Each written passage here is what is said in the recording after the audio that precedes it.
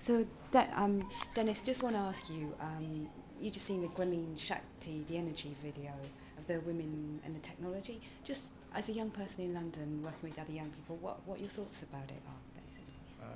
I loved the idea.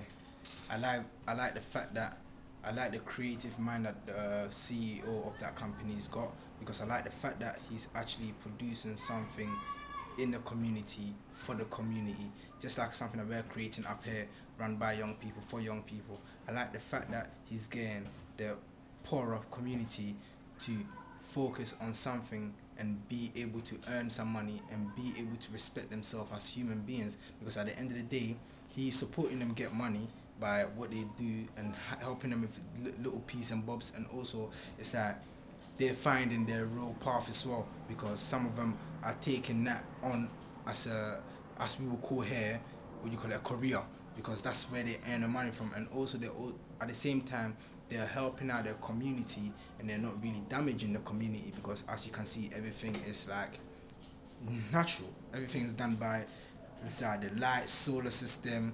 The gas is done by, let's say, the horse's poo.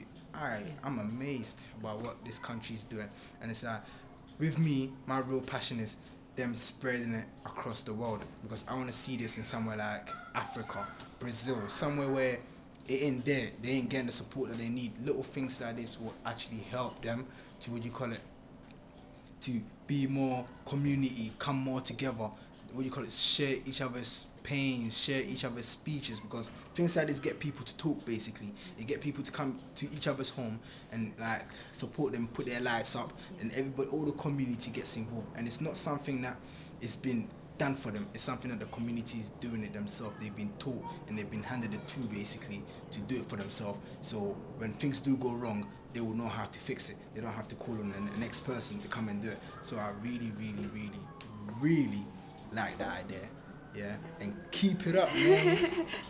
Thank you, thanks, Dennis. Yeah. I think you wrote my speech for me as well. Is there anything left for me to say? David, a word or two, you know, sure. As a still quite young person working with very young people. Well, I think it's inspiring. And it's another example of where the world has a lot to learn from projects like this. During this time of global economic downturn, as we like to call it, projects like this remind us how wasteful we are, how our consumption has taken us over, and how we are so neglectful of the planet that we don't even know how we're going to be able to generate energy for the next 5 years, let alone the next 10 or 15, 20. And this is the kind of project with the kind of technology that needs to be adopted. There's poor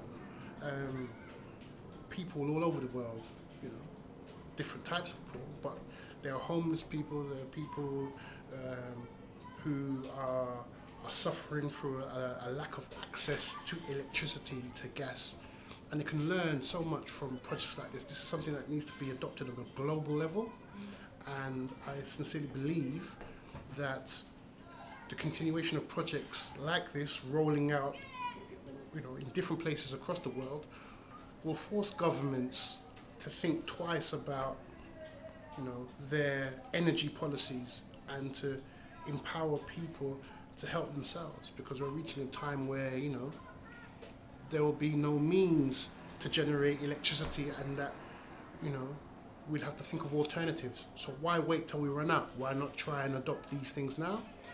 And this project, you guys are leading the way, and continue to lead the way so that we can follow.